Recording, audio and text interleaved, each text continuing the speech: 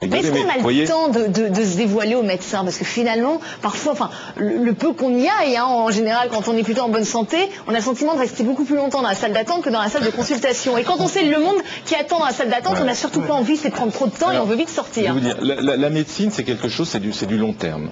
C'est-à-dire qu'un jour, on aura une petite grippe et on verra le médecin 5 minutes parce qu'on aura juste besoin de ses traitements, etc. Mais un autre jour, on ira mal et le médecin prendra le temps de vous voir longtemps. C'est du long terme, c'est-à-dire qu'on ne peut pas tout dire tout le temps à son médecin parce que des fois on est pressé, des fois on l'est moins. Mais donc je trouve, il faudra trouver l'occasion à un moment d'avoir la conversation et si le médecin il sent ce qui se passe, à un moment donné, il s'arrête pour écouter le patient s'il y a vraiment besoin. Et les autres attendront ça. C'est comme ça qu'on doit faire. Mais des fois on est pressé, effectivement. Oui, mais des fois on va dire tiens je vais vous m'occuper de ça et puis il commence à parler d'un tas de trucs et écoutez ça c'était le plus important, on se reverra pour vos comprimés de machin et puis on reparlera de ce problème si c'est pas trop urgent. Vous voyez, donc faut gérer du long terme. Des souvenirs de salle d'attente, Eric? Oui, j'en ai beaucoup. Donc attention, c'est parti. Non, c'est pas parti. Je pense qu'en effet, il faut qu'il y ait une relation de confiance entre le patient et le médecin. Ça dépend beaucoup du médecin, enfin ça dépend aussi du patient, attention, mais il y a des médecins qui sont quand même assez fermés à la discussion. Donc moi, ce genre de médecin, en général, j'élimine. J'aime bien les médecins avec qui je peux communiquer. Pédagogue, hein, vous en parlez dans votre livre, les médecins j'aime bien communiquer. Alors l'histoire des salles d'attente, c'est vrai que ce que je comprends pas, parfois, moi je prends toujours le premier rendez-vous en général. Je parle pas de médecin généraliste, ça peut être aussi un ophtalmo, ça peut être un dentiste. Je prends le rendez-vous de 8h30 parce que je me dis au moins là, il va pas me faire attendre. Mais si.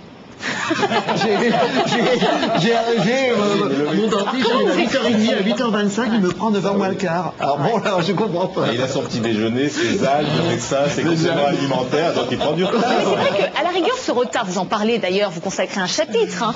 Le retard, à la rigueur, il serait exceptionnel. On l'accepte, mais c'est tout le temps quand on va chez le médecin. Est-ce que c'est perfectionnisme? Je ne supporte pas de pas être à l'heure. Ah bon, alors vous êtes à l'heure, vous êtes le seul. Bon, il faudra donner les contacts alors. Pas tout le temps. Mais c'est vrai, quand je vois 2-3 patients qui attendent, ça me stresse. Mais des fois, on est obligé, hein. Mais bon, c'est des tempéraments. Et il y a des médecins qui parlent beaucoup au téléphone ou qui prennent beaucoup de temps. Urgences aussi, non? C'est ça, qui prennent plein d'urgences en plus. Alors moi, je suis sur rendez-vous, donc les urgences, je les accepte. Par exemple, un dentiste ou un ophtalmo peut prendre beaucoup d'urgences en plus de ses rendez-vous. Et c'est ça qui... Ah ouais, ça peut-être. Mais est-ce que l'agenda n'est pas parfois trop serré, trop fermé, prendre beaucoup de rendez-vous pour finalement atteindre un certain quota? On en parle parfois. Alors, je sais pas, dites-nous. Ça existe, hein. Mais il y a de tout chez les humains et chez les médecins, il y a de tout. Il y en a qui vont voir... de santé. Mais non, il y a des médecins qui vont voir 60 personnes par jour, hein, ça existe.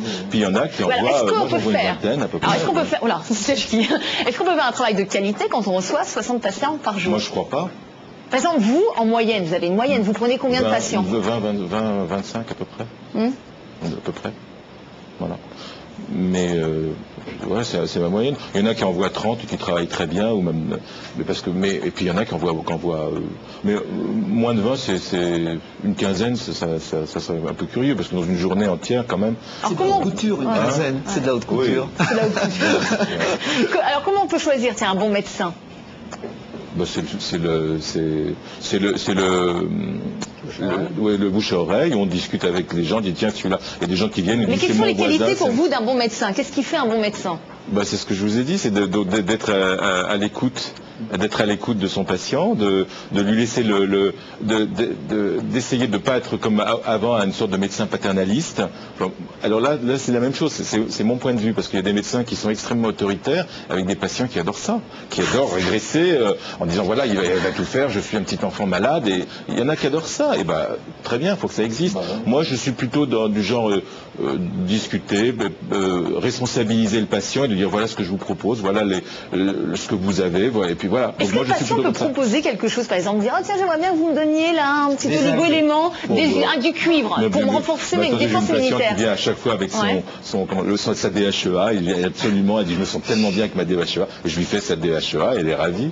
Et si elle ne l'avait pas, peut-être qu'elle dirait aussi. Parfois, il y a des médecins qui tiquent, qui vous font comprendre que ils ont fait 9 années de médecine, donc a priori ils sont assez grands pour faire l'ordonnance eux-mêmes.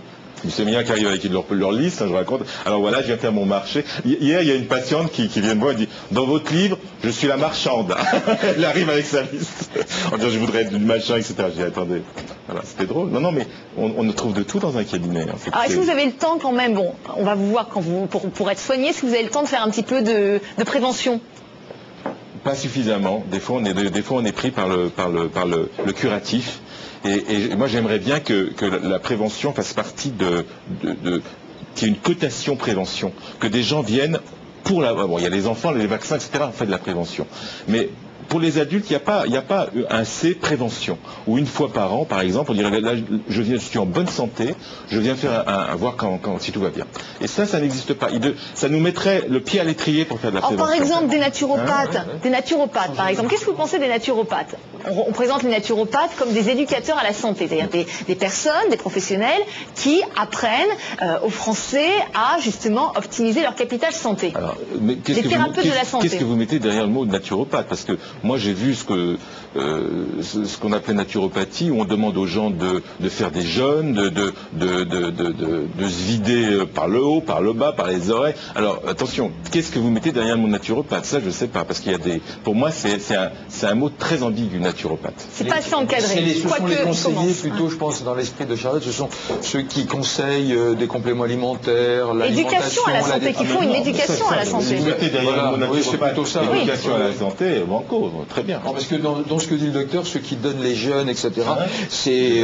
ah oui, mais oui, je suis tout à fait d'accord, et moi je trouve ça dangereux. Personnellement, je m'oppose.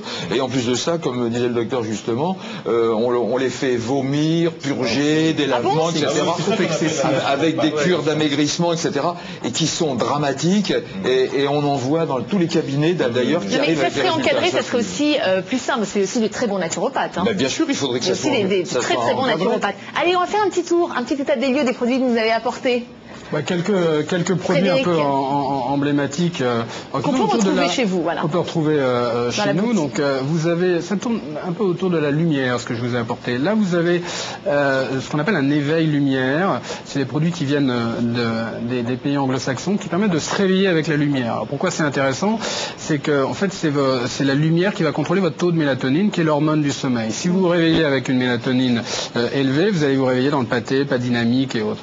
Et cet appareil va permettre une demi-heure avant de se réveiller, si je ne crois pas qu'il soit branché, donc vous n'allez pas le voir, mais d'émettre une lumière d'intensité croissante pendant une demi-heure, donc qui envoie un message à votre cerveau, comme quoi vous allez vous réveiller dans une demi-heure et qu'il faut arrêter de sécréter la mélatonine si je fais ça. Donc c'est un peu un éveil lumière pour s'aider à se réveiller. En douceur, se réveiller en douceur. Voilà. Alors en plus, il n'y a pas le bruit de l'alarme, donc vous ne vous réveillez pas en sursaut.